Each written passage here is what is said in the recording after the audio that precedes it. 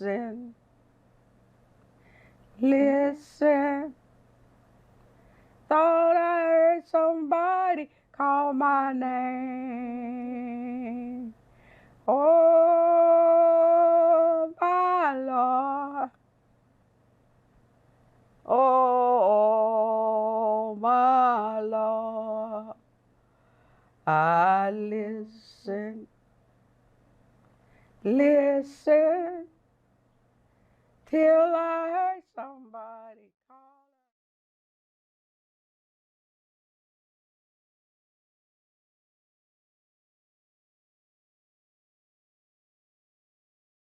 Today's date is Wednesday, June 16th in the year 2021.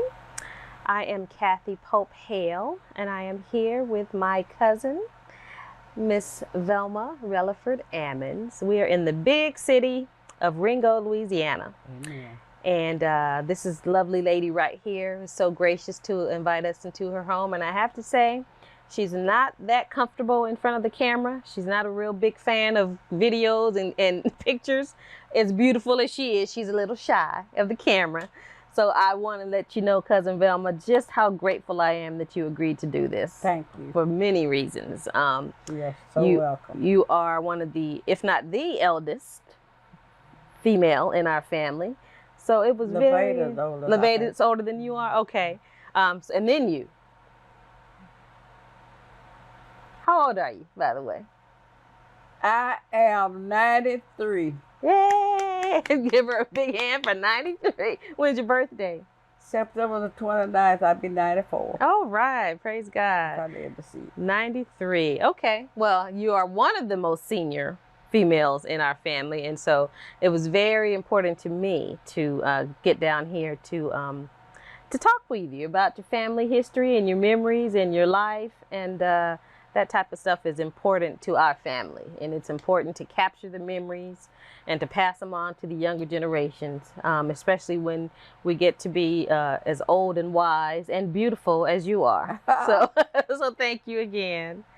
You didn't like to wait till I got too old. Yeah, well, never too late. Long we both still here. But I hear you have lots of pictures and lots of memories, so that also just really intrigued me to make sure I made the time to come here to talk to you. Okay.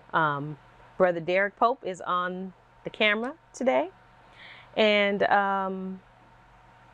so let's just start with your parents' names. My parents' name, my dad's name Willie Lee Reliford. My mother's name Andrew Pope Reliford. Okay. Mm-hmm. And what do you remember about growing up with your parents? What type of people were they? Back that time, they were old folks. They didn't allow you to do much. And we didn't visit, nowhere to go to church back home. And if we wanted to play, we meet on Sunday evenings down the road and get on the sliding hill on the tire and slide down on in the ditch. Mm-hmm. But before that sun went down, we had to be back at the house. Okay. What church did you attend? And our New Star Baptist Church. New Star. That was the family church, huh? Uh-huh. Is that where you were all baptized? And not there. I was confessed at St. Matthew's Baptist Church. Okay. And I was baptized there in July of 1942 under the leadership of Reverend L.A. Durham and Brother Archie Gander. They baptized me. So okay. I've been there ever since. All right. And for the record, so I don't have to do the math. I know you say you're 93, but that will put you, what year were you born in? I was born 27. Of 1927? September 29. 1927. Okay. What schools did you attend? I attended Fielder School, which was right in the community where we live.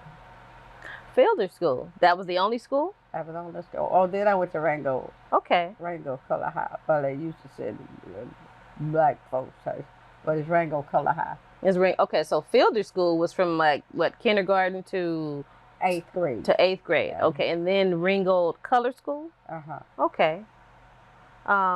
What type of activities were you involved in at school? Oh, well, and played basketball, and then I helped cook sometimes. You know, at a certain time, they let us help cook, make cookies and everything for the class. And then sewing. We took up sewing for a while. Mm-hmm. So that was the biggest. Okay. What kind of what kind of child were you? Mean. Mean? Now tell me what that means. I'm pretty good if you didn't mess with me and make me angry. Okay. You can hold your own, huh? Oh yes, oh yes. How many siblings did you have? Children. Brothers and sisters. I have, well, with a half brother, I have 3 brothers and 3 sisters. And what are their names? My next oldest sister's named Vera Lee Robinson, and Nancy Stafford, and Gertha Reliford. Okay. Gertha Reliford Cash. Okay. And my brother's name, the oldest one name is Velma Reliford, W.C. Reliford. And the next one named Bishop Andrew Reliford. Mm-hmm. And the last one named Willie Jewel Reliford. Okay. And how many of you are still living at this time? 3. 3. That would be you and? Me, Willie Jewel, and Gertha. Okay. And what number child were you? First one. Oh, you're the oldest. I'm the oldest. Oh my goodness. And who's the youngest? Gertha. Yeah, okay. So you both are still here. The oldest and the youngest are That's still right. still kicking, huh? How old is the youngest? I think that baby girl is about 81 or 82. Okay. Okay. Now in church, were you involved in any auxiliaries at the church? Yeah, this of the Hospitable, I sang in the choir, and then work in the kitchen. I was the head of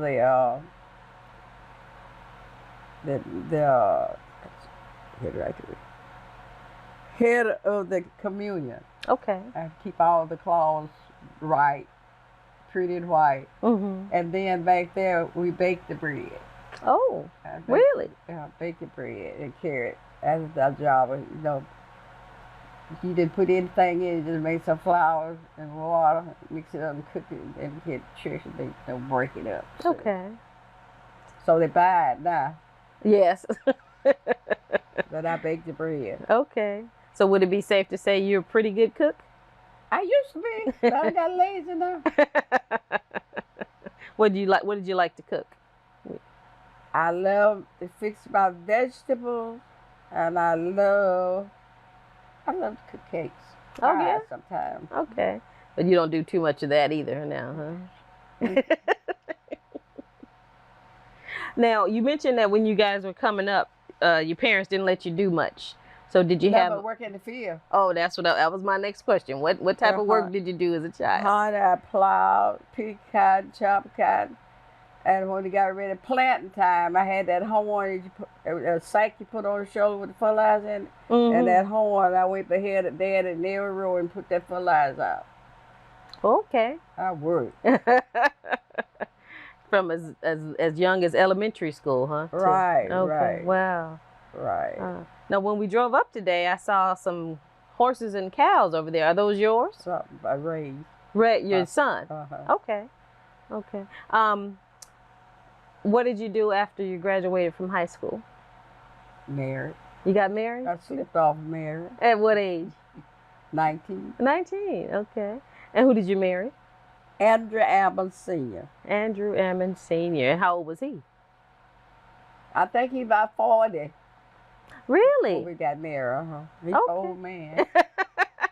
Now, if I understand correctly, he had children already. 9. 9 children.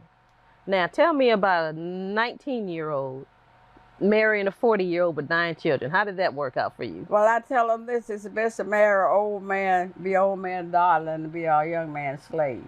Okay. Wait, how did that go? Be an old man darling, Darling. and then be a young man slave. Okay. Okay. So you were a darling. His darling. His darling. So Andrew Ammons Sr., will we say, was a good husband to you? Oh, yes. Oh, He was very nice. Very nice. Now, how did you come to meet? Well, he lived out here. No, we lived up at just below the church. Mm-hmm. And so after his wife died, he married again after his wife died, but they didn't stay together but 9 months. And I had all these children, and I had to do all that work. I said, well, I ain't gonna stay here and do all that work. And we coded on paper. A couple times he wrote me a paper and asked me when I married. I said, yeah. And so that's what I did. That's what you did, huh? I told well, it was raining. I said, Lord, you know I'm scared. And so I got to set up on a bale of cotton and prayed that evening. I said, Lord, if he's the man for me, let it stop raining. It broke off just as pretty and fair. and then after that, I said, well, still I'm scared. So I'm still scared, but I think you said it was all right, huh? So I'll go ahead and do it. After it broke off. And so my brother, I had packed up my stuff, and when I got ready to walk out the house, well, my sister Vera said, Velma, you come back here. I said, I'm going. I ain't staying down here. And so my brother Bishop took my suitcase and went out to the back window, back of the house on the hill where we live, right up there above the church. Well, it's some plum trees. He carried the suitcase down and put him at the plum trees, and Andrew met him down there. And then we went on to met Carl, my brother-in-law. He took us up to Rose Jackson to get married. So we went to her house and married him there. And that was also in Ringgold? Right there by the high school. Okay. Where I went to school there. Okay. So he also lived in Ringgold, just not too far from you. Who, Andrew? Andrew. Oh, he lived the house over there. Andrew? Oh. There's a house right there where we lived in. Okay. Okay. So what did your parents and your family have to say about you at 19 years old marrying a 40-year-old? They didn't know it. They didn't know it? I slipped off. They didn't know. Oh, you literally meant slipped off. When you and you say, who told you to come back here? And you say, I'm not? Vera. My sister, she's in the bed. Come back here, Velma. I told her I'm not. Oh my goodness. So you didn't go to live anywhere else. You stayed in Ringgold. You just... I haven't been nowhere but right over there. Really? Just a few feet away, huh? Yes. You just got out of your parents' house and became your own woman. I did. I stayed away from home about a week before I went back. I didn't go right back. So I told her, I said, well, I'm ready to go back and speak mom there and said, they gonna whoop you. And you gonna take me, you don't let them hit me. And so I went in there that night. Grandpa Charles was there. And when I walked in, I said, how y'all doing? Mama wasn't sitting there. She looked at me. Grandpa said, you just want to shut up and go and let her get to her business now she married. Yeah. And so my daddy walked up and told Elder, like my daddy a little man, my Elder's a big man. He said, oh, I have a mind to get me a limb to you. And Elder laughed. He said, I know you wish you could. So that's all said. Okay. Did you ever regret that decision? No. No.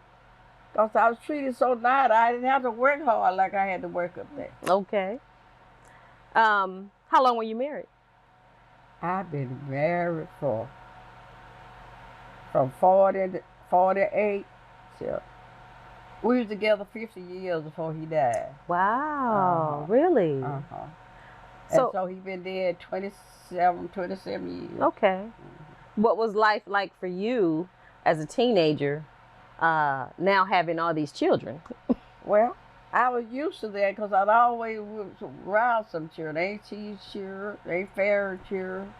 And so they would leave them up there farm. And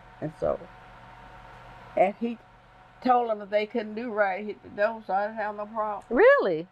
Well, I would imagine that he at 40 years old, was some of his children around the same age as you? I had one. One? Was that the oldest one? Oldest, and then everybody else was younger? But not too much younger than you, because you were kind of still a child yourself, somewhat. Well, I done did everything. I already know what to do. Around the house. Okay. Wow. That's a very fascinating story to me. And you said you made a good decision and he treated you well, huh? Yes, he did. All right. Were you always very, would headstrong be a good word to describe you? Or Well, I said what I meant. I meant what I said. okay, okay. Were you a obedient child, rebellious, mouthy? Well, I tell you this. You know, in some families, some people take more of one child than they did the other. Mm-hmm. So that's the way Mama thought more of Vera than she did me, and I had to do everything. That's one of the reasons I left. If I didn't say it, she said I said it, but I got a whooping. Oh, okay. And so I wasn't gonna take no more. Okay. And again, you were the oldest, Uh-huh. and Vera was how much younger than you? But 2 years younger. Oh, 2. Okay. And you felt like she was kind of favored a little bit. I know she You know was. she was. So you just had made up your mind. I had to get up in the morning, milk the cow before I went to school. She never did none of that. I had to do the washing and work in the field and come home, wash clothes, quilts and stuff like that. Yeah. And she didn't have to do that. Yeah. Well, sometimes that's what happens with the oldest child, even you know. And my sister also has some issues about all she had to do compared to what we the younger ones had. She was like kind of like another mother. And she like, these ain't my kids. Why I gotta do all that? I didn't have these kids. I know what you mean. Yeah, yeah. Did you work or were you a housewife or? I worked in the field a lot, but we worked at Sunbeam Corporation. Made irons. You made irons. Okay. We made irons, made handles that go to these lawn chairs. Sunbeam, called Sunbeam. Oh yeah, I'm familiar with that brand. Okay. Well, that's why I worked at the Sunbeam factory. And it was in Ringgold also? Yeah, Coachella, right down okay. It's about 16 miles from here. Okay. All right. Now tell me about your parents. What were they like? My parents? Daddy wasn't saying nothing, nobody. Just, you know, he's a very quiet person. I have never seen him mad and naughty. Because he's had the same attitude all the time. And he said, he never cursed and never said nothing. All the thing y'all heard him say, you scuttle. He never said a bad word. What that mean? What was, you what? A scuttle. That was a word the old folk used. It's still scalp, scuttle, rascal. He said oh. That was the worst you ever heard out of him. That's right. Did he work? What kind? He used to work at the shell plant farm, and out there he worked at the shell plant. Okay. All right. And what about your mom? Mom never did work. Okay. And what was she like? The glove was mean. What'd you say? The glove was mean. She was mean like the Glovers? Is that what you said? Yeah, she had a lot of temper. Really? Was she the disciplinarian then? And she would. But after so long, she kind of was stayed sickly. Oh yeah. Did she have a certain disorder or disease or? Yeah, she had cancer. Cancer. Oh, okay. She passed away at what age? Mama was 6, because she's supposed to be that same year. She'd been 64. Okay. And how about your dad? Dad lived to get 90 years old. Really? Oh my goodness. What would you say your relationship was like with your mom? It got good after I got married, got away from that. Because she'd look for me up there every week. I'd go see her. I never stopped going to see her. And care where she wanted to go, did what I wanted to do for her. Bought what I wanted to buy for her. So she was very good after that. Okay. It was a little tense though up until you moved out. Huh? After I moved out. Well, she very had to do then. Which one of your sisters would you say you were closest to? The baby sister, Gertrude. Okay, really? And how many years between you two? You said she's 81? She's 81, I'm 90. Okay. Really? And you were the closest? She and I was real close. And still are? Still close. Okay. And where does she live? Fort Worth, Texas. We talked yesterday. All right. Now, so after you get married, how long before you had your first child? I was married About 10 months. Mm-hmm. My oldest son, if he living, he'd be 74. And what's his name? Andrew Ammons Jr. Andrew Ammons. Okay, so your first child, you name him after your... His daddy named him after him. Oh, his daddy. Okay. How many children have you had altogether? 14. 14 children? Mm-hmm. Yes. I got 5. Okay, right. And then you have 5 of your... okay, but... And there was 9 right. when you got married. Mm-hmm. Okay. What are the names of your 5 children besides Andrew Jr.? Who else? Alvin Lee, Clara Jean, Hillary, Eddie Jewell. Okay. And are all of your children still living? Except my oldest son. Except the oldest son, Andrew Jr. Oh, he got messed up in service. Oh.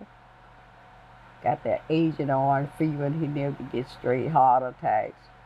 It just messed his life up. Oh, really? In Vietnam. Vietnam. Oh, my. Did he live here in Ringgold? No, he lived in Kansas City after he got out. Oh, after he finished school. That's where he went to Kansas City. Now, what about the 9 children that you inherited when you got married? They all stayed here until they got grown. Okay. Well, they all finished high school, and that's when everybody went to get out after they finished high school. Okay. And are they all still living? No, only 2. 2 are still living now? The babies was twins. Okay. And Dorothy lived in Wichita, Martha lived right down there. Okay. Well, you look like you just about outlived everybody, huh? What's your secret? God is good. God is good, indeed. Okay, and speaking of your husband, you have a photo of him proudly displayed in your home, and you say this is him. What'd you call him? Andrew. Andrew, and you called him something else. No. No, I didn't. You got a big old yellow man. No, she didn't. She didn't. Oh. Your nickname. But I didn't have no nickname, but when I showed him the picture, I said that big old yellow man. That big old yellow man. What's his background, his racial makeup? White, black, both? He's Indian. Mixed bag. Okay. Indian white. Okay. Mm-hmm. Okay. And what were the children's names that you married into? The first was named Kara Ammons, Ara Ammons, Florida B. Ammons, Zay B. Ammons, Dora Ammons, Cora Ammons, Medellin Ammons, Martha and Dorothy, the baby twins. Okay. That's it. That's 9. Okay. And you say when you got married, he already established that they need to act right, or they was gonna be gone. But when we got married, wasn't nobody here. They was different. One was keeping them. Oh, different people in the family. The family. Okay. So when they came home, when they got married, they all went to coming home. This will come this day, the next day, maybe they'll come next weekend. So when we got the babies, we got in the wagon. Say you be the baby boy, and I got in the wagon, got them and moved them home. So he come in and say, I am so happy all my children home together. Oh, wow. So, and you say he actually had another, his first wife passed. He got married to someone else before you. That didn't last very long. And then when you married him, all of the children were not in the house. Other people in the family were taking care. The aunties and in-laws. Okay. And then when you got married, eventually you all were together in the same household. They stayed here until they all finished high school. Wow. And you didn't have any difficulty at all as far as like relationships with them, or? No, but people would tell them things. You could tell it by the way they act, but I didn't have no back talks or nothing like that. Okay. Because I could tell them to do so and so, they would look at me and then they drag on off. So I sit down one day, we was pulling cane. We was pulling the husk off of it.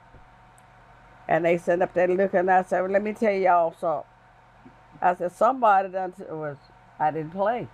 I said, somebody done told y'all not to obey me, but let me tell you, when I came down here, y'all wasn't here, and y'all didn't have nothing. All the clothes, it's on smokehouse out there, still out there.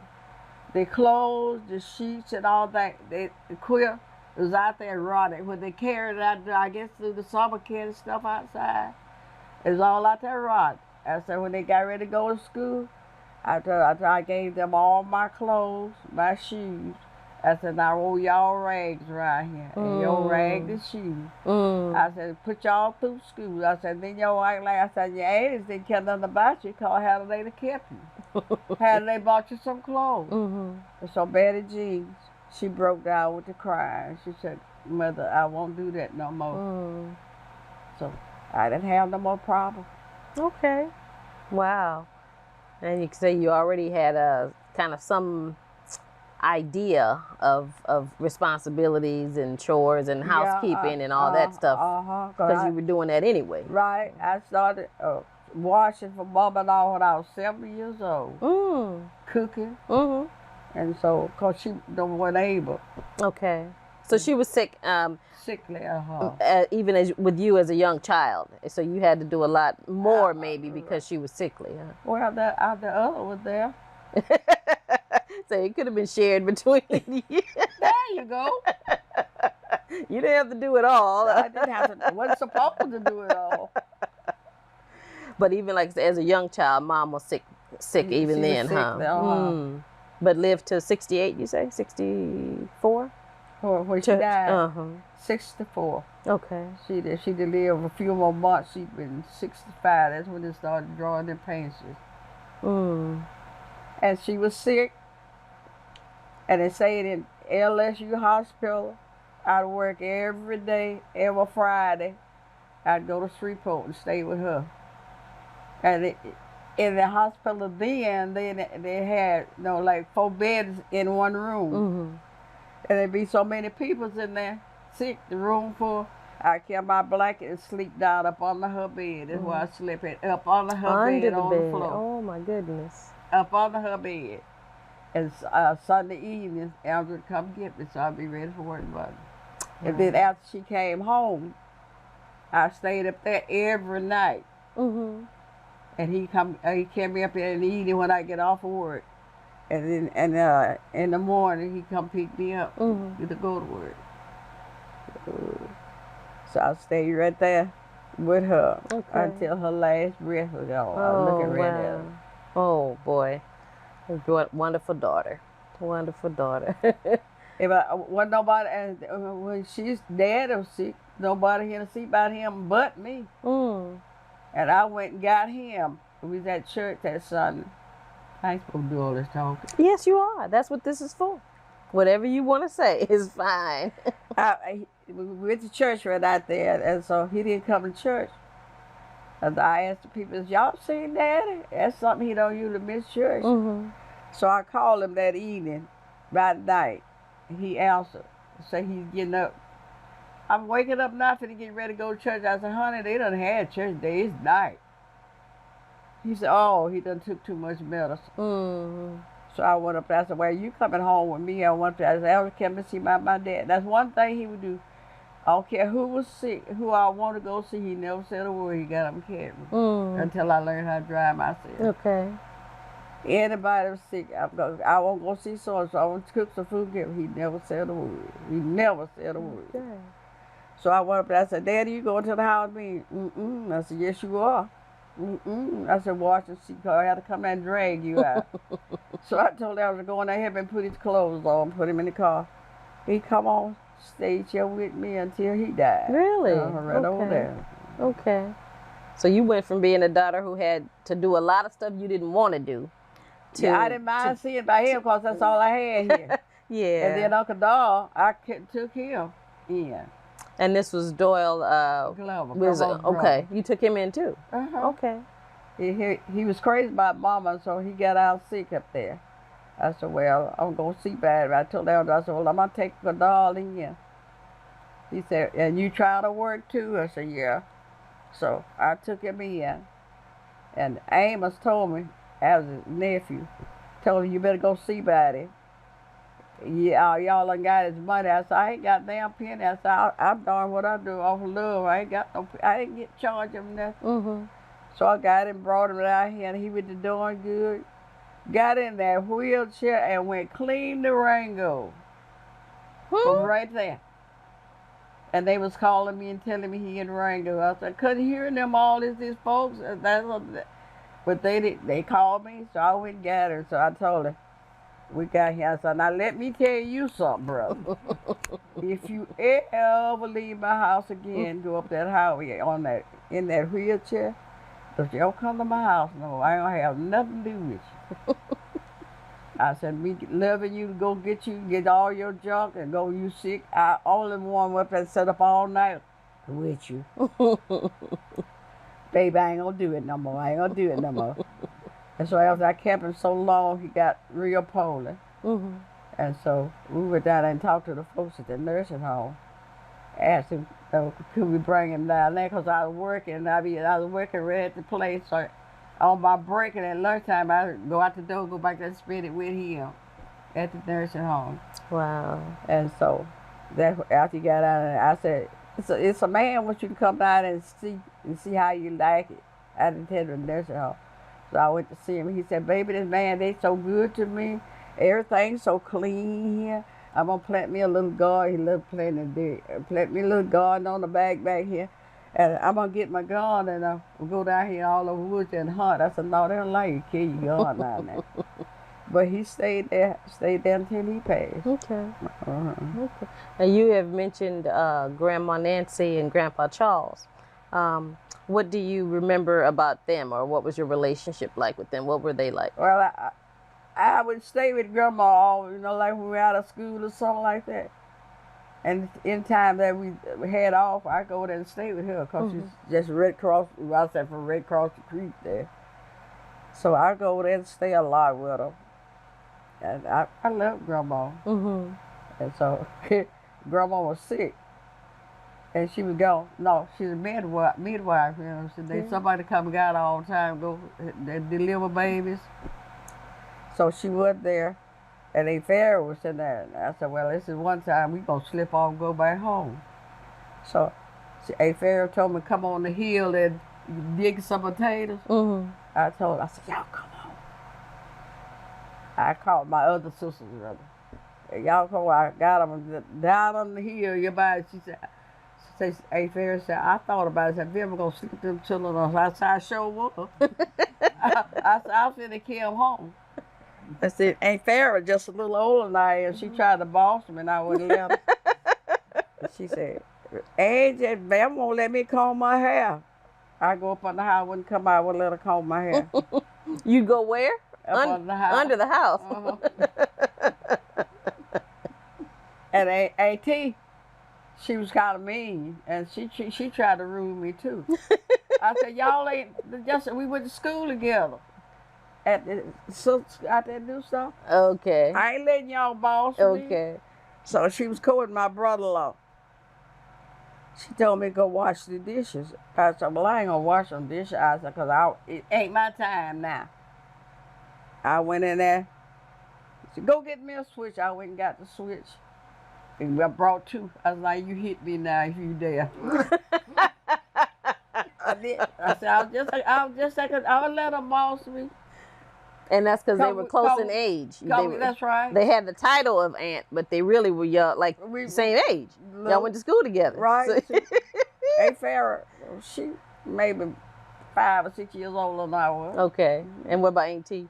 Aunt T probably 10 years old. Okay. That wasn't old enough to be bossing you, huh? Nope. Nope. She'd tell Mama, Angie, Velma won't let me do this and she won't let me do that. I said, you need to do it for yourself. So I didn't let them boss me. Mm-hmm. My aunties. Okay. Mm-hmm. What about your uncles? My uncles, I didn't have too much, just visiting. Okay. Yeah. What about Uncle Hugh now? He was crazy about me. Oh, yeah? Mm-hmm. Oh, so he died. Aunt T, well, we went to Houston, and Aunt T said, Velma be here to see me directly. She coming. She on her way. I didn't go until he passed. But he says, no, Velma. When he come, he always come to see Velma. Then he get at me about cheering. I said, Uncle Hugh, you just like that old fig tree. You ain't walking nothing because you ain't got now child. Real girl, you just crazy. You be I upset with her. Every time they had something to say about me, I had something to say about them. Yes. Yeah. Grandma Nancy, I understand that she was kind of was not maybe stern, kind of stern, and required the children to work a lot. Not much play with. Like she didn't play either. You say you didn't play. I understand. She didn't play. She didn't. And she didn't want do nothing on Sunday. Mm-hmm. We were allowed to even wash our hair and do our hair on Sunday. Nothing. Do nothing, literally. No, go to church. That's about it. Go check that Oh day. boy. She was strict. Mm-hmm. But you loved her. I loved her, and I got ways just like her. And Grandma Nancy, you didn't see nothing but this right here. This part of her. Just that part of her. And you didn't see nothing but her ankle. Okay. A dress from here to her ankles. Covered up all the time. All the time. You didn't even know what color legs she had. But me, I could, because I stayed there with her when you sat before, you know how old folks sat before the fireplace? Yes. They sat there and wear them, pull them just up to their knees, you know, getting their legs warm. Mm-hmm. Well, that's the only time you saw her legs. Yeah, so we stayed with her when we were going to school in Ringgold. Okay. And she tried her best to get me to be a midwife. No, Grandma, I don't want that.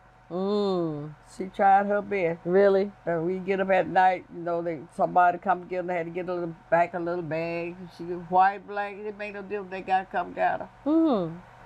Yeah. She had, and my daughter, Glory, that was the last child she caught. She come down here, and she told me this was her last one. She was retired. Really? Wow. And she retired. Oh my goodness. Did she birth the other children as well before Gloria? Nobody but Glory. Just okay. And Gloria is what number child for you? Glory was my third child. Okay, so she didn't do the older ones, Uh-uh. and Gloria was her last. I did the old one by myself. Did you really? Mm-hmm. Boy, you are something else. You are one tough lady. What you mean by yourself? Tell me about that. Nobody here but me. The children here. It was a fig tree out there. They was out there that fig tree playing. And Alvin had carried his mother to the arcade and put her on the welfare. Mm-hmm. And so he left. He said, I'll be back directly. So after he left, that's what happened. He come up there and I said, well, I done had the baby. And he left here running and went across that field. And went to Emma. Levadas age.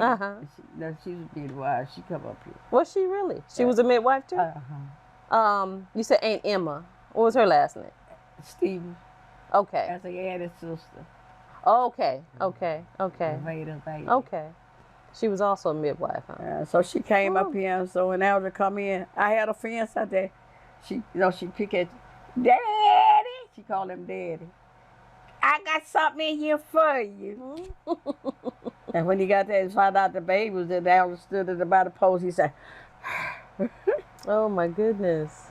Then if I'd have known that I never would have left home, if I'd have known that you never would have left home either. So you 20, was it 20 years old when you had your first one, or you were still? I'm trying to. And had the first child at home by yourself? By myself, right over there. Lordy. And then the same thing happened with the second one? No. I went to the hospital. Oh, you did? Okay, so it was just the first one. Right, first one. Wow. Wow. And then so after the baby comes, then, I mean, I know you just kind of explained that you got some help after that, but. No, after baby was born, I come in and laid down in the bed, and he was born in the bed.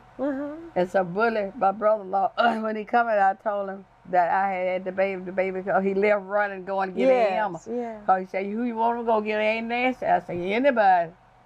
So he didn't go get grandma, but he went and got Kadima. Kadima don't stay for. Okay. So was it a short labor, or did he come quickly? Or? Well, no, I started hurting 4 days, but I stopped. Really? Uh-huh. Yeah. And then, so was it, as far as like actually birthing the baby, was it hours? Was it minutes? Honey, I really tell you the truth, it was a pretty good while. Looked like to me. Like we're gonna never help. Mm-hmm. But it did. And so what did you do once the baby came out? Did you wrap it up? Did you clean it up? Well, he's in the bed. That's laid in the bed. Just you lay. Because the was here so quick. Okay. The bullet that went and got her so quick. Wow. Mm-hmm. That's so interesting. Was it daytime, nighttime?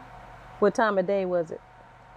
It happened to be around close to 12 o'clock or something like up at the day. In the midday. Whew, what a story. Yeah, it was one before it was over with. Do you have any other interesting stories, like as far as birthing your children or raising any of your other children? No. When we married, my baby, twin baby was 4 years old. Al was twin baby. Okay. He was 4 years old, so they still act like mine. This one down here, she still follow me. After she married, she went to California and stayed until they retired. Then they come back, and so they wanted to build on my house. Mm-hmm. So I told them, I said, all this land we got right here, y'all ain't got to buy no land. Y'all got land anyway one day. And so he told me, yeah, they can get it. So they went ahead and deed it to them. They're 3 acres, so that's where they put the house down there. Cousin, tell me what you know about Grandpa Charles. Grandpa Charles used to go to singing all the time, and I'd follow him. Mm-hmm.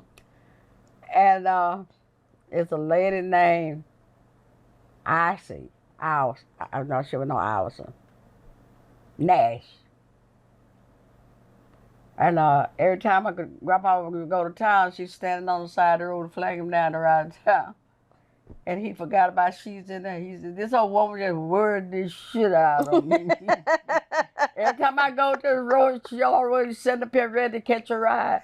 Knock his head was in there. And when he come to say he thought about it, she sitting in the back of the car with him. He said, he just forgot about it just that quick. I just forgot that old woman was in the car with me. And she ain't saying a word. She just sat there. Yeah, but he loved to go to sing, and I would follow him. And he loved to work. He had a grist mill. He grind me. We shell the corn can and grind and make meal for to eat, cornbread. Then it fix plows and things like that. And then after that, he'd make syrup. Oh. Yeah, strip that cane can down there. Really? And they make syrup. We be down there all day, making syrup for different ones.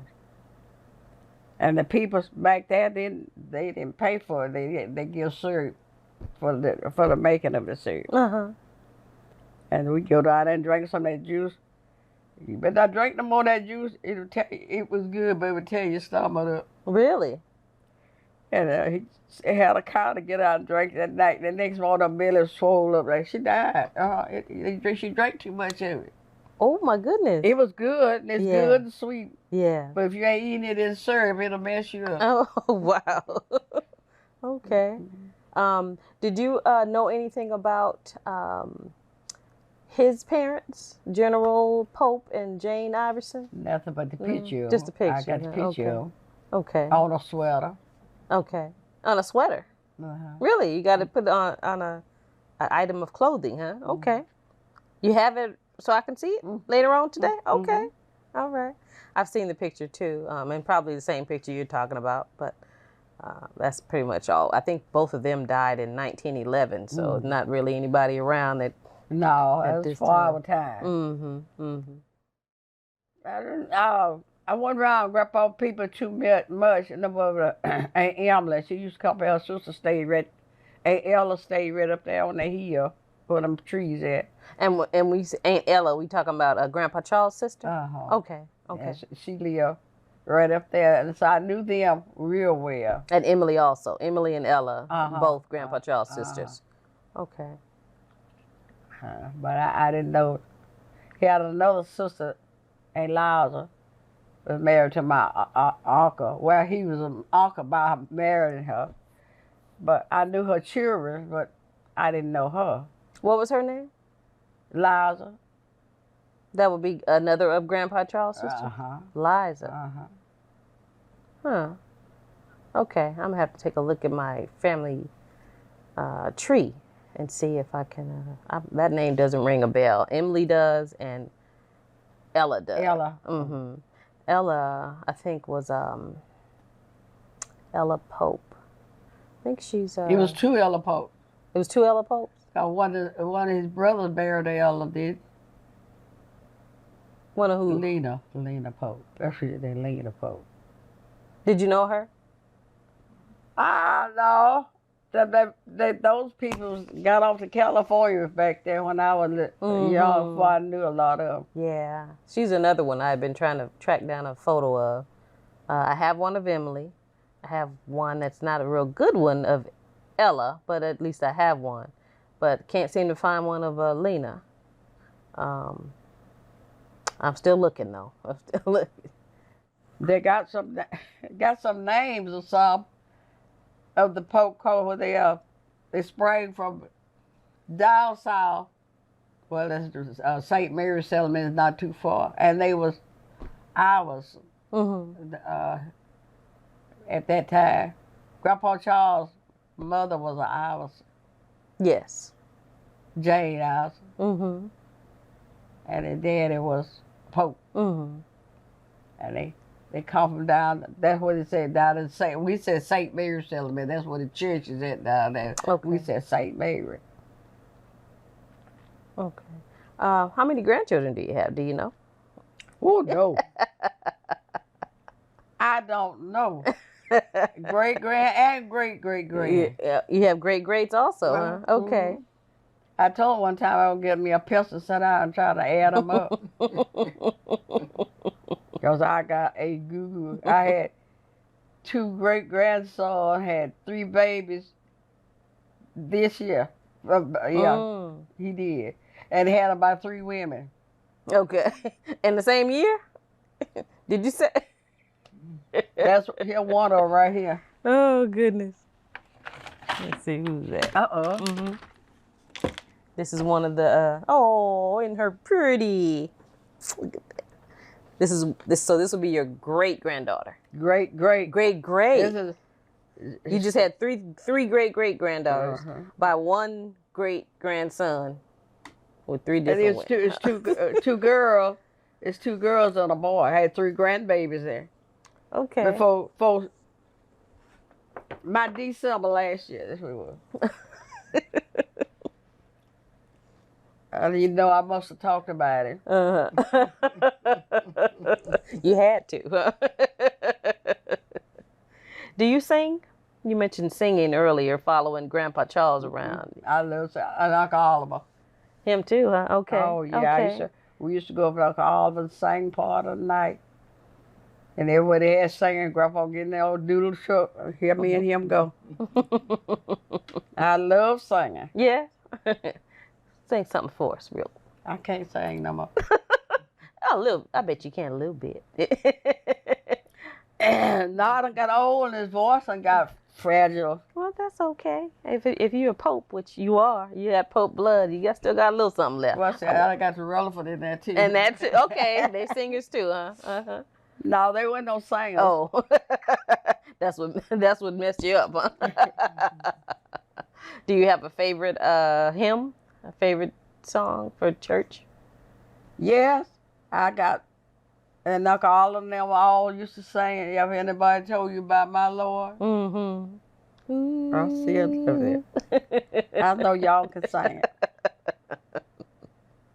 And how you gonna gain that rich reward? Oh, you better make your preparations now. You better make it right with the Lord somehow. Everybody ought to know something, something about my Lord. There you go. I knew you could do it. That's the one, huh? The one is that Uncle Oliver used to sing, oh my Lord. I know I heard somebody call my name. Oh, my grandpa used to sing that one, huh? Uh-huh. Okay. How does that one go? Try to fool me now. I want you old coon to be caught there.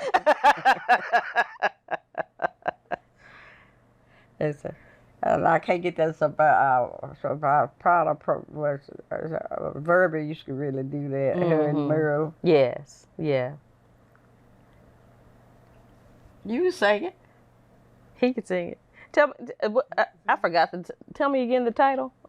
I lost it just that fast. See, you sharper than me. Oh my Lord. Uh-huh.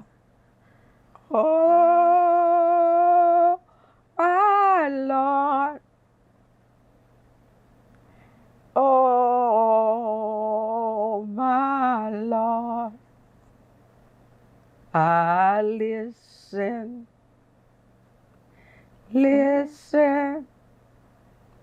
Thought I heard somebody call my name. Oh, my Lord.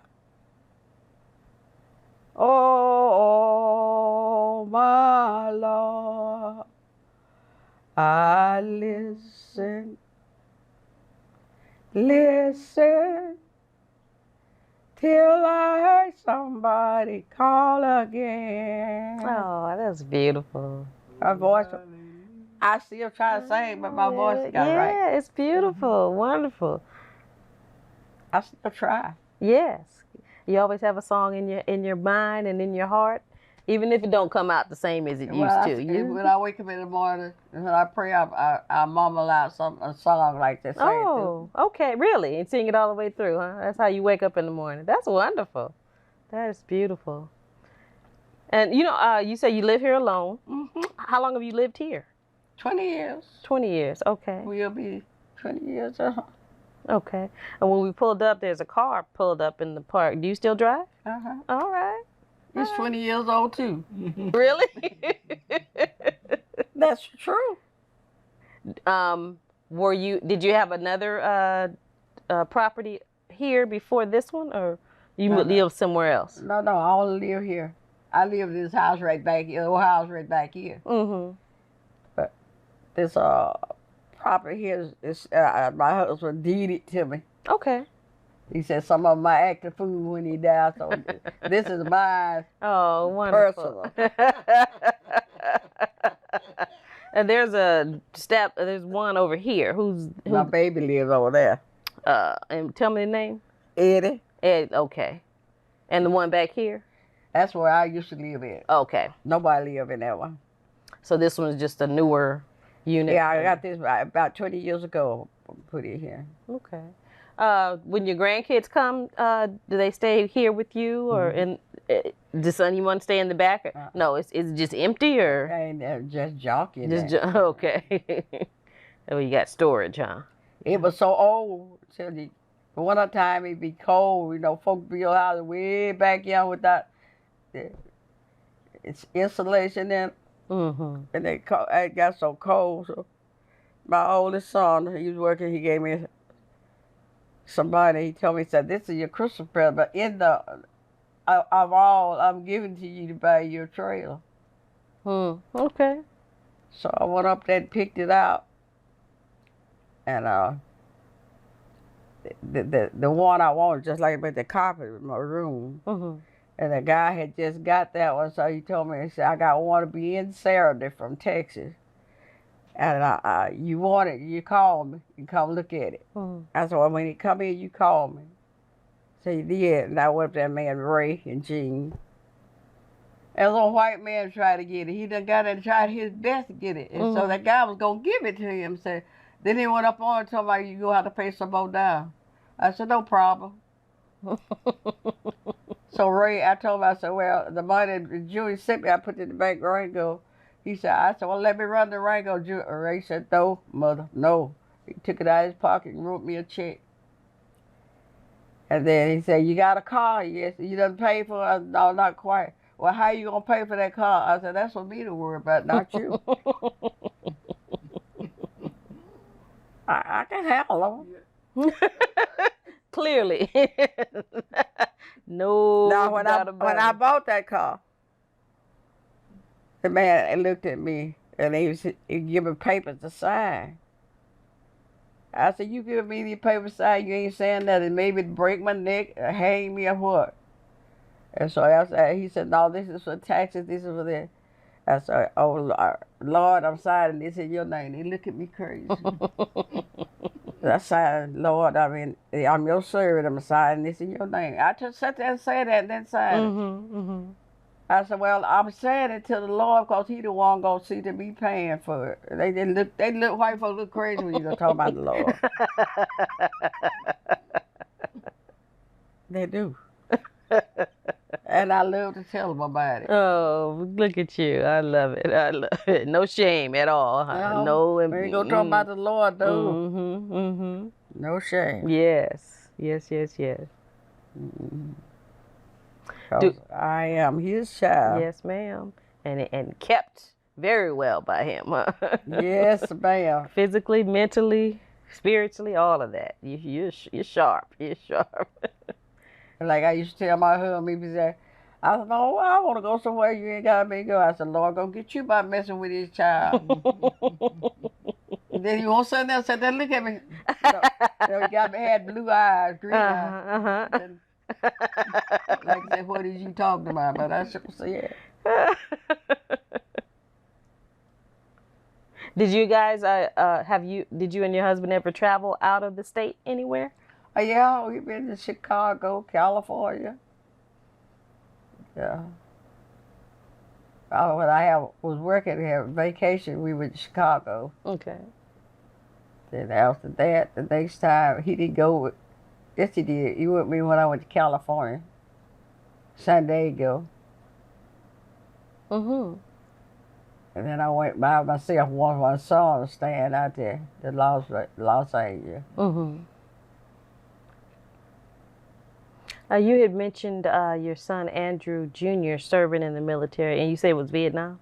Did either of your other sons go to the military also? No. Okay. He the only one. The second one got out. Lucky.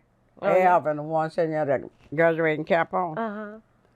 He had that. He had asthma, and so he went there. I think he pretended he had asthma when they went there and checked him. And so they told me he couldn't go because they put him in a foxhole. You get in there, he was suffocating. And so he got bowed for that. Okay. He didn't have to go. But that oldest son, he caught it. He had three heart attacks after he come out of there. Really? But he still lived pretty long afterwards. Yes, he did. Yes, he did. He lived long enough to have a business. He had a business that he sold different stuff in the clothes, design. Okay. And then after that, he put up a coffee shop. Oh, really? In Kansas? Oh, okay. And after that, I think he had a group called his boys. Big fat folks be all over. It's in that book in there. You got something against fat folks, Miss Velma? Honey, my in-law weigh 300 and 400. Oh, big fat folks. Yes, sir. As far as your cousins go, that you grew up with, who were you closest with, as far as friendships or playing with, or enjoyed their company, or were you too mean? I took care of. Yes. Well, most of that I grew up with was, we didn't visit folks, to have no cousins and all. But I had some friends, real good friends there. And then most of them, when I got old, we got some, because I had prayer partners. Okay. We had prayer every morning for about 40 years. Mm. And her mind went bad. Mm-hmm. So I would call her. She said, I done pray. I said, no, you ain't. Said, I pray. Then the next morning, I said, well, after she like that, I didn't ask her no more. So we had about 4 people praying with us that morning. Mm-hmm. Had a preacher come over, had counsel praying. He said, I want to get in it. Glory was in it, and May Helen and myself. Even when she moved to Texas, we still had prayer every morning. Okay. But after her mind got so bad, Mm-hmm. we had to quit. And we was calling the preacher one morning for prayer. We done called him 3 or 4 times. Man did. Oh no. Mm. So after up in the day, we found out that he had died in his sleep. Oh boy. But I had Zella Madison. That was my good friend. But she married and they moved to California, and so she died. Mm-hmm. So all the friends I had, all the old women I had for friends, gone on in. Okay. Oh, You say, was it 1927? You say was your birth year? I think I don't know if that's the same as my Aunt Verba. yeah. Yeah. So you guys were classmates together? Or? No, well we all grew up together. We know, like 19th of June, the 4th of July, we all go to Grandma. Mm. And so we all be together. Okay. Because Grandpa would go for a day down on the Black Lake and have a tub full of gooffish when we get out there. That's where we go and spend all day out on that lake. Mm. Yeah. And we go over there and we play all around down. We have a good time over there on the hill.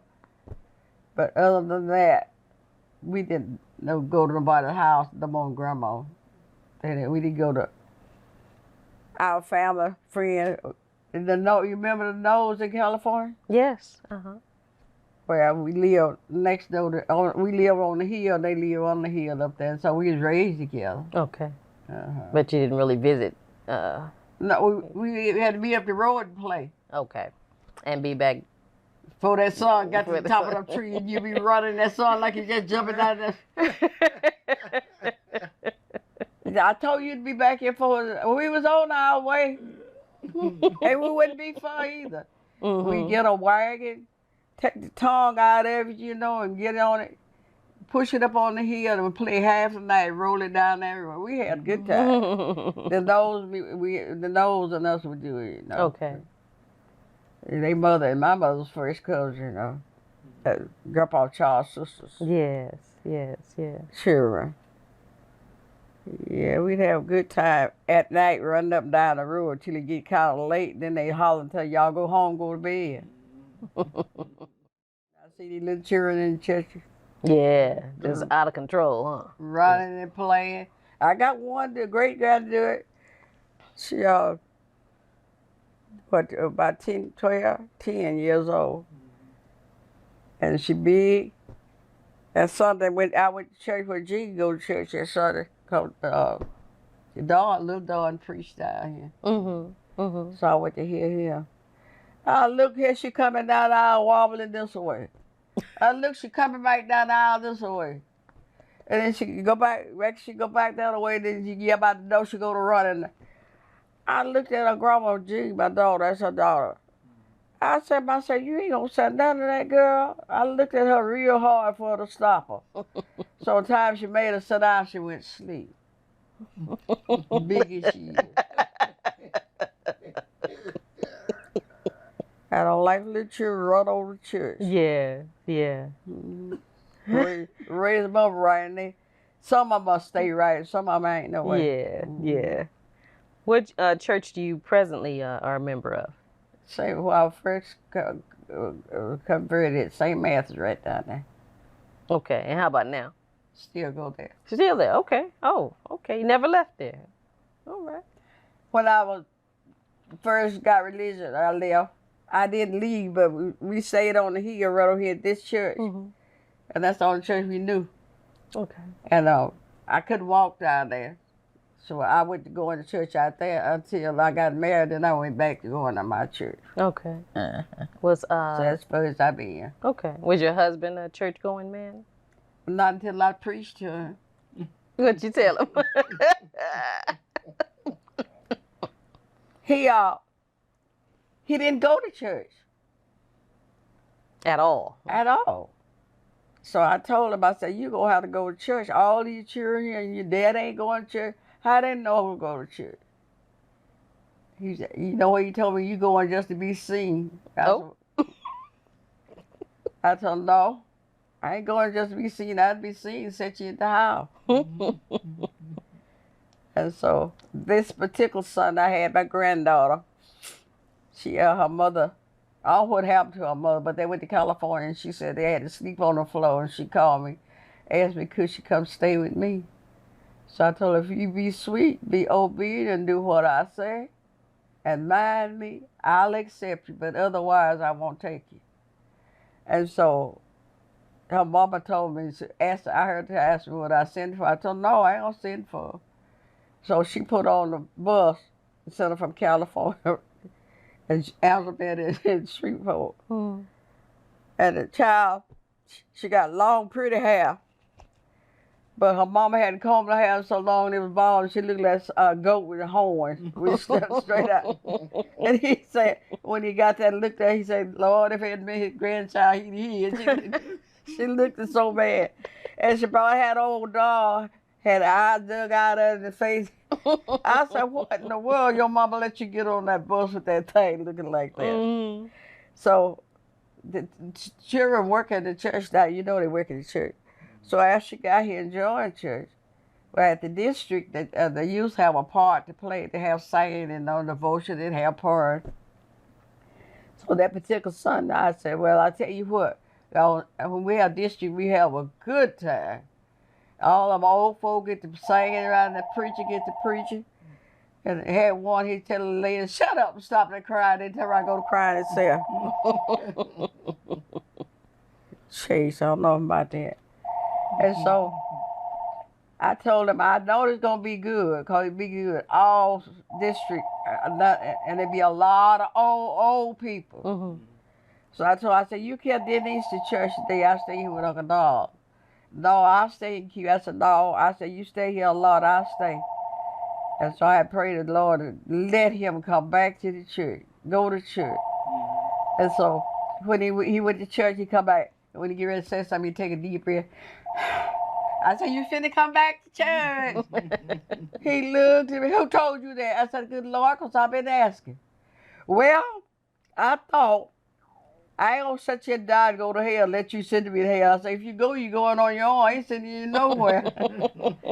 And that started him going to church. Okay. It was so good. So after that, you going to church, he went on all while he was sick, sick. Put him in that wheelchair and rolled him right on to church. Yeah. He never quit going to church. Wow. That's great. Yeah, I got it on him. That's great. Did he ever hold a position in the church, like deacon or anything like that? He was a deacon. Okay. Okay. He loved to give out hymns. All right. You had mentioned in school that you played basketball. What position did you play in basketball? Child, I was just throwing the ball. Okay, so it wasn't like on a team. Yeah, I was on. You were on a team. Yeah, he was on the team. When I was going to school, you know, we didn't have no gym. When time for us to play basketball, we had it in the back of the schoolyard back then. And they don't play like they used to, because, you know, then you couldn't cross the line, but you could run anywhere you want to play ball now. Okay. And so that's what I was back then, sometimes going across the line and everything. Yeah. Were you involved in any other school activities? No. Choir or anything like that? AARP, I belong to that. And what else I belong to? Used to go to Eversole now. Easter Star. Mm-hmm. I've been in that for 69 years. Okay. And a secretary. I've been the secretary for OT years. But really, now I'm just old housewoman.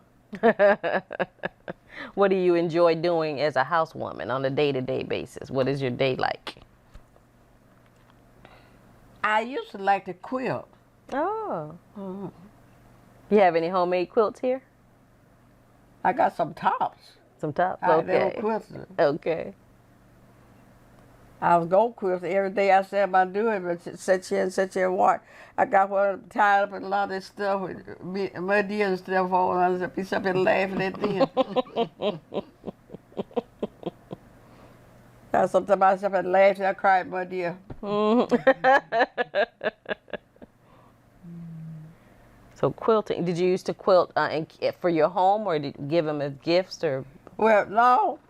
Well, when Alvin got married, the Gene them stole my cooks, a lot of them, because I had them over there on a shifter over here. So when I moved and put them over here, I don't see them. I know them children got them. That's what our children do, you know. Yes. And so I said I'd go quilt me some more, but just a quilting for people. We used to have quilting parties. We ladies in the community, like I have about 4 tops fix dinner for them, and they'll come and we quilt all 4 of them quilts that day.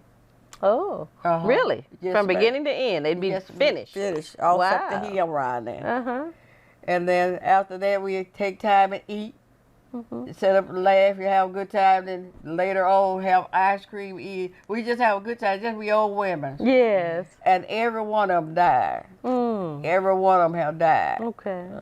So that went dead. Okay. So we would have a good time, and so we set a day, maybe like you said, to come to my house next Wednesday. We all be there early next Wednesday and stay there all day until we get through. Okay. We used to do all of that. Did you make ice cream? Make homemade ice cream? I have made it, Yeah. but most time we already have it bought. Okay. I used to do a lot of cooking, different kind of stuff. And I got old and lazy now. Well, hey, you're entitled to that. You've lived a long, fruitful life. And when so I tell the kids, Mother, you ain't cooked nothing, I say, it's payback time now. And Rhea cook, bring it. Oh, yeah? And when you go, Mother, you ain't cooking. I don't know what son got wrong with y'all. So he probably fry fish or something, or have chicken and bring me a big plate. He good at that. Yeah. And he likes to cook sometimes too. But Alvin don't bring me nothing. We call him Uncle Dog. Why? He's somebody like Uncle Dog. Is he really? And I know we have a couple of Doyles in the family. You're talking about Doyle Glover, right? Okay. Because I know there's a Doyle Iverson too. Yeah. Okay. Yeah, I know Doyle Iverson. Okay. Used to know him. Okay. His mother named Jewel Iverson. Jewel Iverson. Okay. Cousin Velma, what can you tell me about growing up in Ringgold and what you experienced growing up with the black and white? What's the difference between them? You know what? I was grown before you went to Ringgold. You were grown before you went, okay. I told you we didn't go nowhere. Yes. And so one day I was standing out that side of the road, and a man named Jesse Shepherd, the dad and them all cousins. And he was going to town. I was standing, he said, "Lee, I'm going to town, you want to go?" He said, "Yeah." I said, "Let me go." He said, Daddy said, "Come on." I was surprised. I went and got ready and went to Ringgold.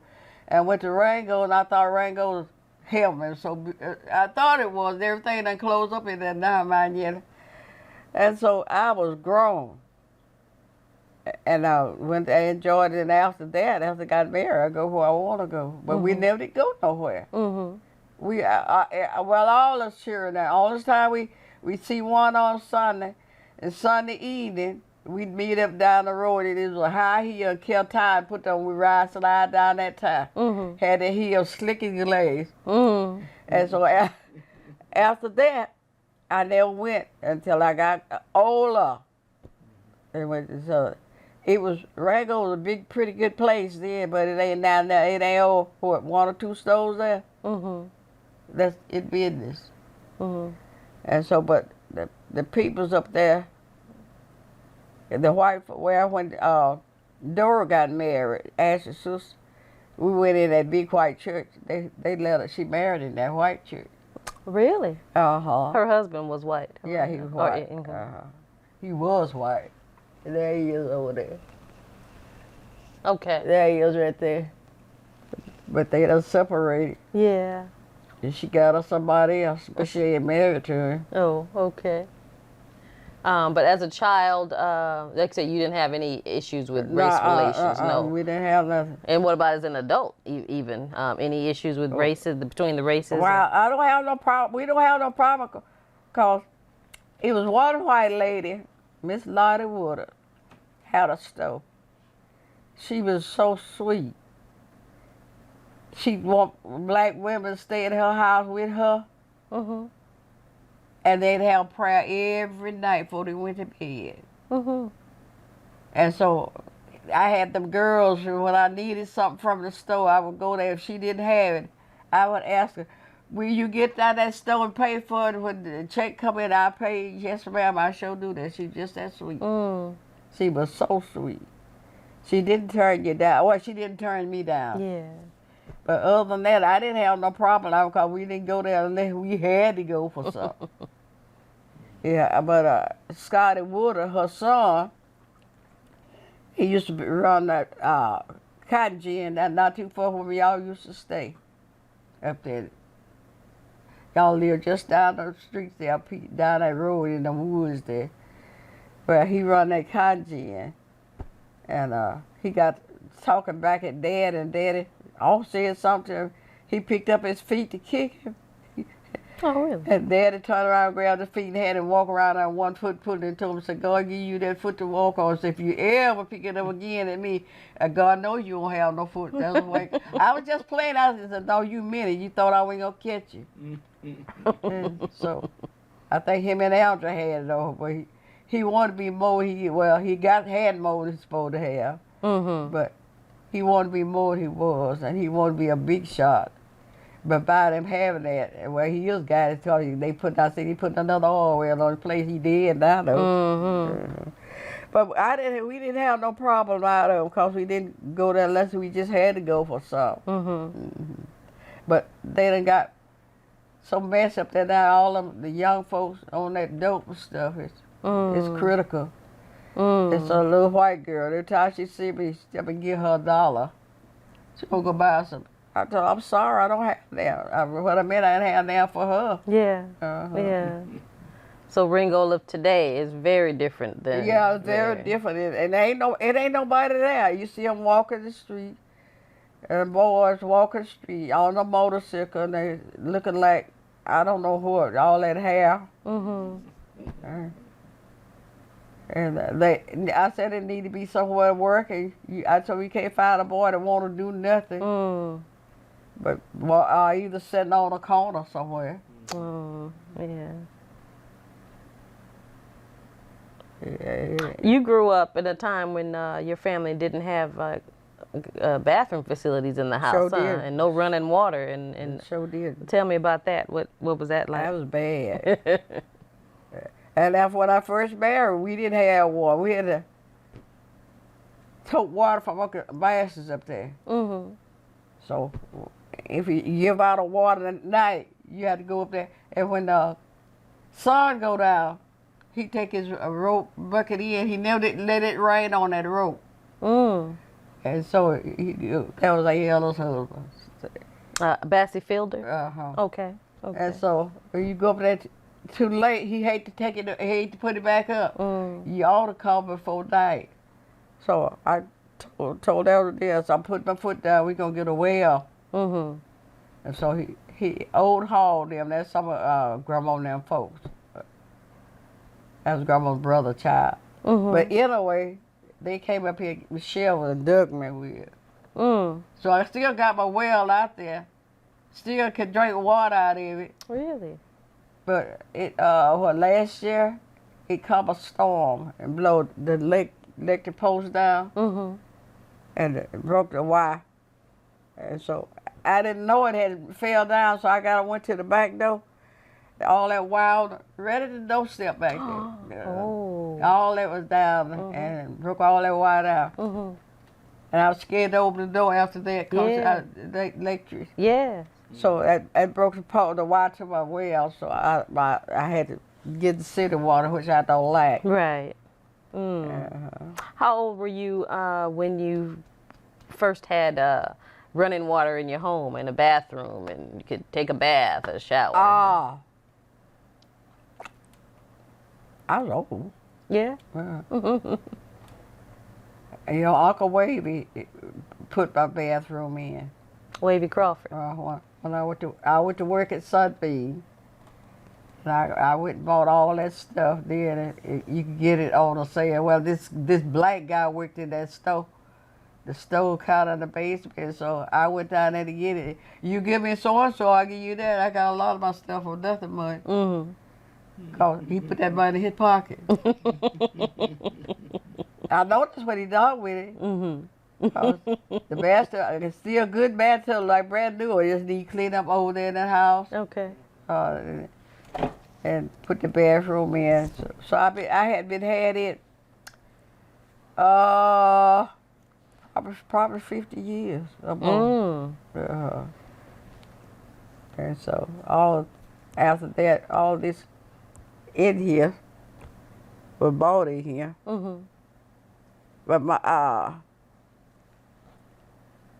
don't think I still had it, so everything's still in here. I had to add nothing, but that my bed, I used to be Pastor made my bed. Someone made it? He made it. I used to be, Reverend Landfair used to be our pastor. Oh, okay. He told me I was so good to his family. He had to do something for me. And so my birthday would come up, he told Jean said, yes, what would I really need? She said, a bed.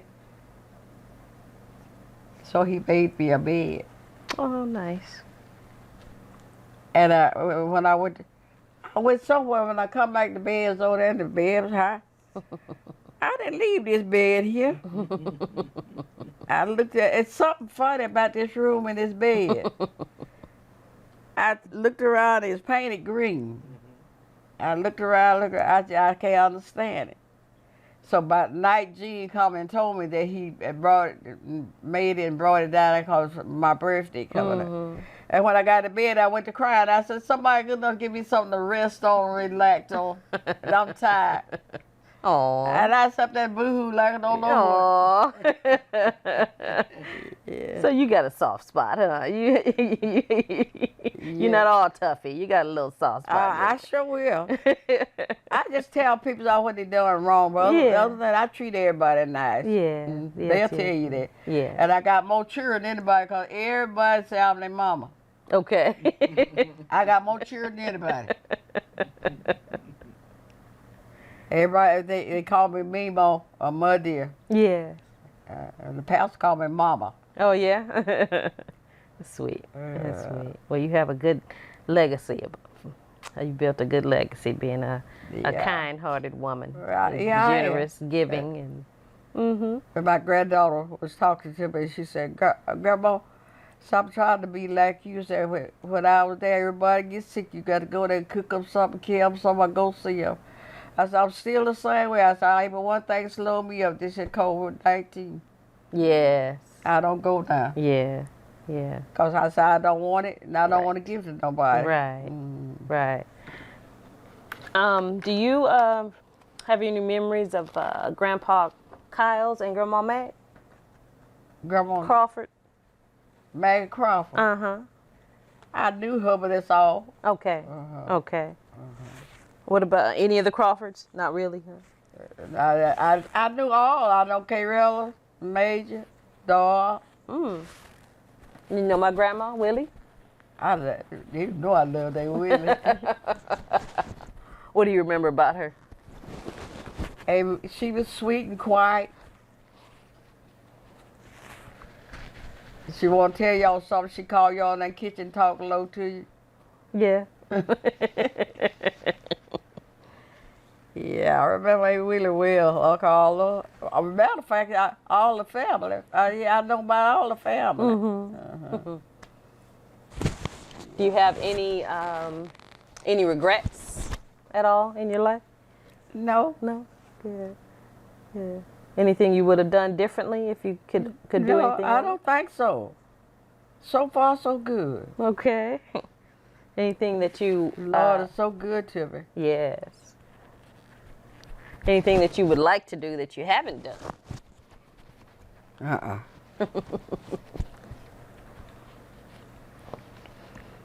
Well, I just like to be more lovable Uh-huh. and have friends, find some more friends. Because all our friends is gone on in. Yeah. Yeah. So you keep yourself busy. Like you say, you don't cook very much.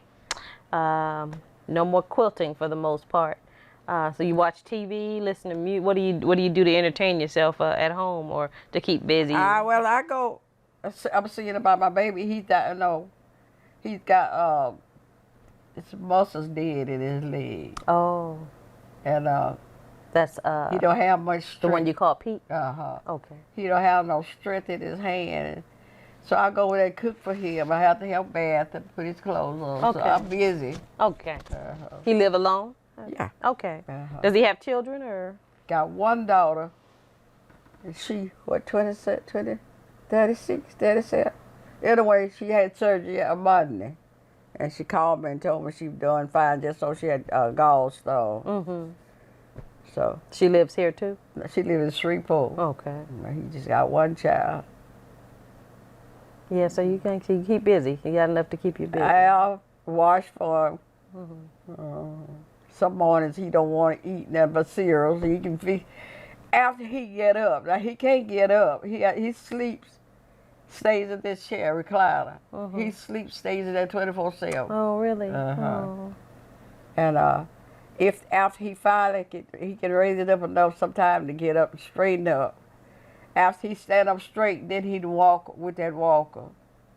And then a lot of times, if he get in the bathroom, stay too long, then he can't walk. Mm-hmm. So we have to call Ray to come pick him up, stand him up straight. Okay. I can't pick him up because he big. Okay. I can't. I put his clothes on and wash him up and all like that and cook for him, but I can't pick him up. Okay. I wouldn't dare. If I pick him up, I probably broke myself down. Mm-hmm. Yeah. Well, you do everything else, huh? You do. Yeah, I plunks around over there. Yeah. Do my plunking here when I get ready. I told him I love to sit down after I retired. I love to sit down. I told him I'd be going by the chair, look at it, turn around, back, and sit down in it. Yes, indeed. Is there anything we have not discussed that you'd like to state for the record, or anything about your family or your history, or? I got my nephews. They love to call and chat with me. Mm-hmm. My sister-in-law, she's very sweet. Everything she see when she go to town is on sale and such. And the order stuff, she buys it. And when her daughter buys it, put it in a bag, she said, "This is a Velma bag." She sent me a bag of stuff. Mm. She's very sweet, and she tries her best to get me to come up there. But I told her I can't leave my child. Yeah. Because he falls. Mm-hmm. Can't nobody pick him up. We had to call Ray to pick him up. Right. Yeah. So that's the way that the doctor found out that he had his muscles was gone. Is it MS or multiple sclerosis or multiple? I guess it is because his legs swell and his top of his foot swell. Oh boy!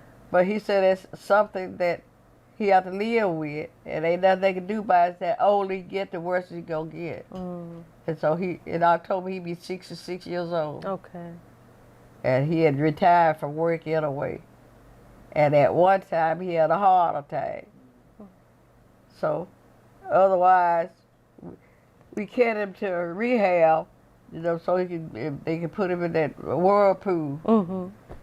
But he stayed there 2 weeks. They said it had broke down, and they didn't know when they gonna get it fixed. So he come back home. So he went last week. This Ringgold, Milner, see could he get up there? He just wanted to get in it, because that leg, if the leg hang down too long, around that ankle swelled up, big blisters come around there. Okay. And so they said, well, nothing they could do. They said if he's had sick and in the hospital, they could take him out and put him in rehab. But since he went down sick, they couldn't do it right now. They done changed. So I said, well, we had to do what we could do. Yeah. So he said he told me, I ain't mad about it.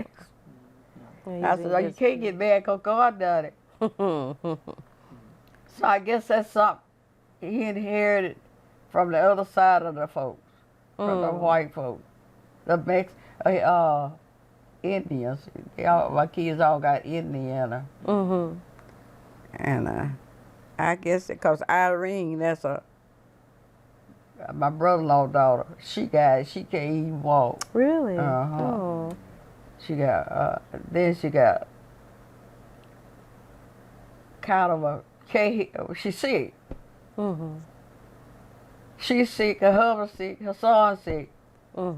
They say they got that virus, and nobody can't go there. And they kept it hid, didn't tell nobody. Oh. And now they down, and nobody can't go in the house because they got that disease.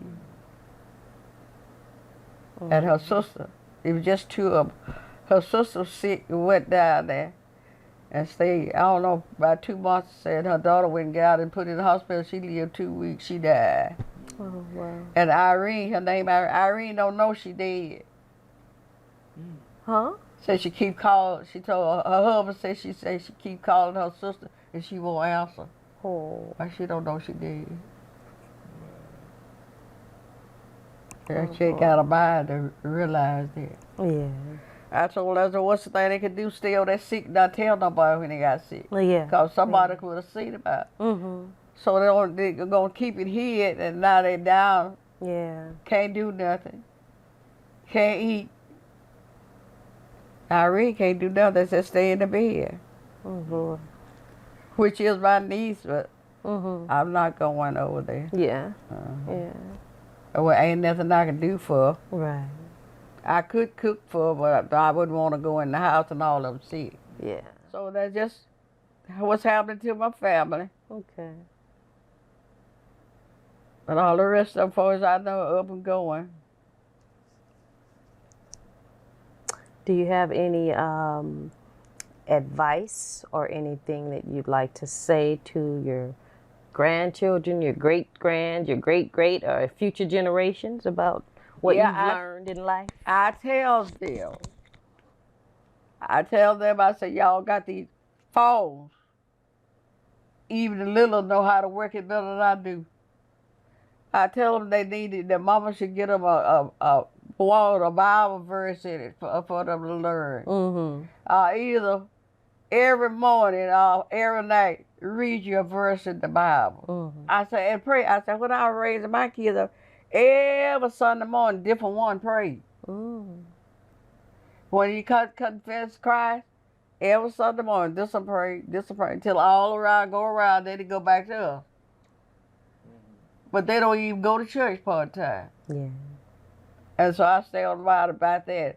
I said, be good to people. If they don't treat you right, still be good to them. Cause if it don't do you no good, it'll help some of your people. That's what I tell about. Y'all be good, treat people nice. I said, cause if they don't treat you nice, somebody else will. I said, God works that way. I stay on them about the Bible. Yeah, good. They don't even want to come around now. That's all right. We have a job to do. That's right. We have to tell it. I tell them. I tell them. I got a granddaughter with her big old said, Sean. You know Sean. I know Sean. Sean don't hardly come to church.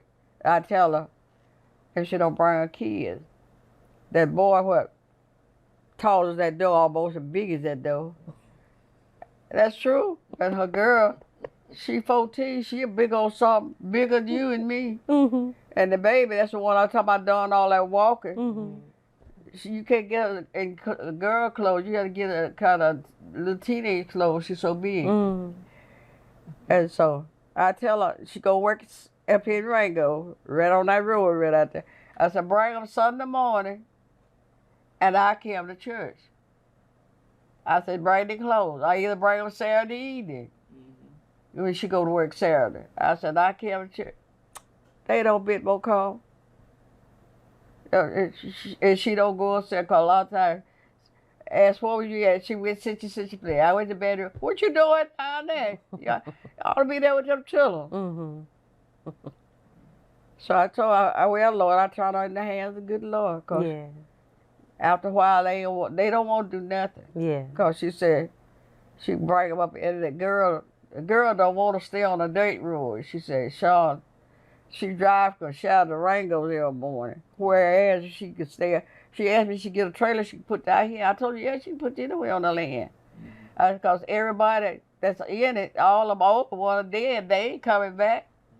And they can't do nothing with the land. The Carrie gone, there's Aaron gone, Florida be gone, Zay be gone, Dora gone, Cora gone.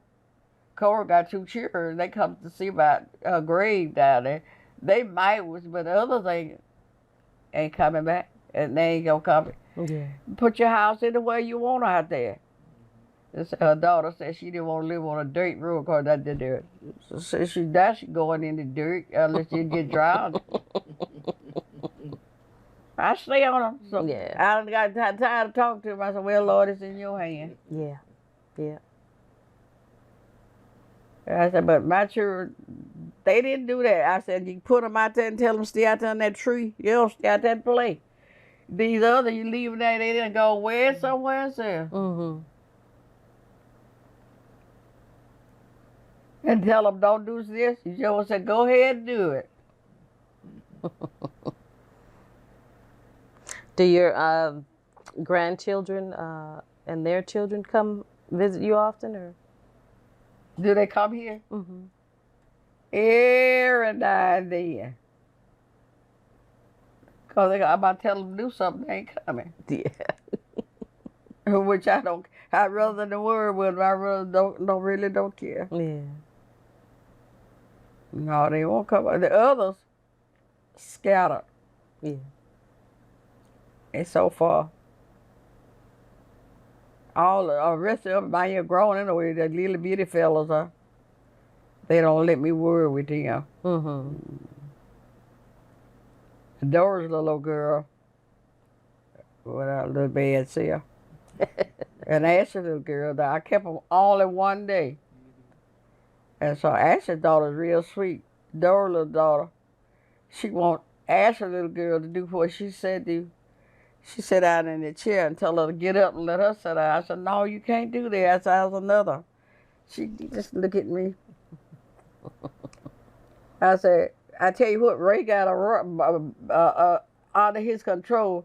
I said, well, I tell you one thing. If you don't do what I tell you, my car will pop over Ray, because he said he'd be here in a few minutes. She bopped herself there in that chair. Then she fell out there on the floor. I said, it's okay. And went to sleep. I left her down until the cup got her. And then she look at you, and she like Dora. Dora hard-headed. And see, that child, Dora was, when she was going to Head Start, her mama had to take her out of school. They put her out of school because she bite the little children.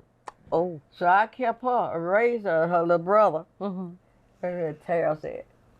And Tara said, no, that. Yeah. I raised him until he got ready to go to school. And when he see her coming, he go to bawling. I know what's right. And she come over the mouth over. I said, well, wait, we gonna settle this. I said, come here, Dora. I caught that arm. I said, here, bite this. I said, bite it. You know, I beat you up, bite her. I said, set your teeth here, bite her. Then she was, I said, keep biting. And when he got through, she didn't put nobody else. I said, you don't whoop her, give her a little taste when she done. Yes, indeed. But she mean, but this little child, she got temper. She jumped, looked at me and folded off. But she didn't know I had my switch ready. I keep switching here. I told her, I said, girl, I'll tear you up. I said, I only know little children bluff me, go tit to them, feed you, and then let you bluff me. Oh, no. No, you got to obey me. Said, don't let this gray hair fool you, huh? That's right. I'm not a softie and not a pushover. I still got it. I still got that. They know it. And if they go, I'm grown children, they don't cuss or nothing over me. If they get to talk about one another, oh, my dear, keep it up my ear. Mm-hmm. So I want to hear what they say. Mm-hmm. I ain't bothered about what y'all said. Now y'all grown anyway. But they respect me. And I see a lot of them don't say anything, but I don't. Girl. Yeah. I told my old, but I still get her. And probably the wind blow at me, I fall. Hey, man, I got my bluff on them, though. Yeah, I don't think they don't try you. They know better. They tell when they talk about you, they will say she don't play. Yeah. So we know. They know I don't play. And she gonna tell you like it is. Yeah, well, ain't just keeping it here. Let them know where you at.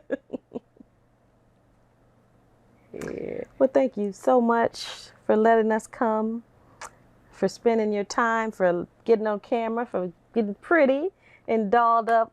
We really appreciate it. And I'm sure your generations behind you, not only your grandchildren, but all of us, the whole family will appreciate the wisdom that you have to share and the beautiful life you've lived and the wonderful legacy you've created with your family.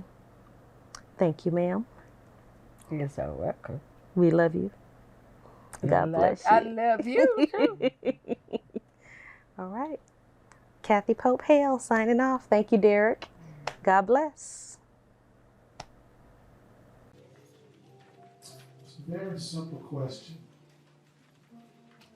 to ask the average person. Do you know anything about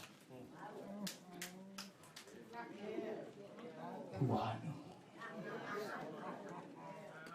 Everybody should know something. Something about my Lord. I ask you God to help me with this, and I'm just going to have one big choir rehearsal. I'm willing to bet, without you moving out your seat, I'm willing to bet half of you in here know this song too. It's a song that speaking to Minister Al and to Urban, and I said we're at an age, a critical age, to where we need to be depositing things into our children. Matriarchs, patriarchs, veteran soldiers such as Dr. Reginald Poland, Myrtle, Don Senior, Verbo, others in our family, Uncle John, not going to be here always. Cousin Clarence, not going to be here always. And so it's our responsibility to deposit those things that we were raised upon. I want to lift this up. Has anybody told you about my Lord? How you gonna gain that rich reward? Well, you better make your preparation. Oh, better make it right with the Lord's son. Oh, everybody ought to know something. You ought to know something. I'm doing it now. Has anybody told you about my Lord? And how you gonna gain that rich reward? Y'all put your hands together. Oh, you better make your preparation now. You better make it right with the Lord. Everybody ought to know something. You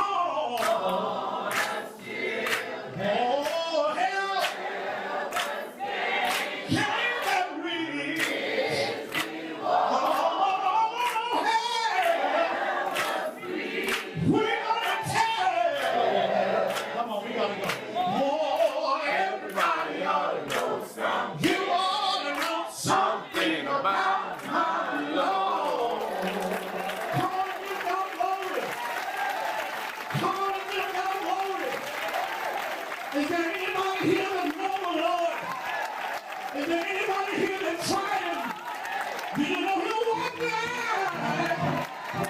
in the midst of your tears?